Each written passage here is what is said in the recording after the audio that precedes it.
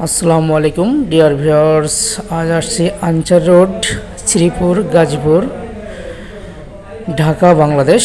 এটা হচ্ছে Ansar road, main road. এখন যে দিকটা দেখতে পাচ্ছেন এটি হচ্ছে চলে গেল ময়মনসিংহ। এটি হচ্ছে ঢাকা টু ময়মনসিংহ রোড। মূলত খুব বিলাসবহুল রোড। এখানে একটি ফুটওভার ব্রিজ আছে, খুব ব্যস্ততম একটি জায়গা।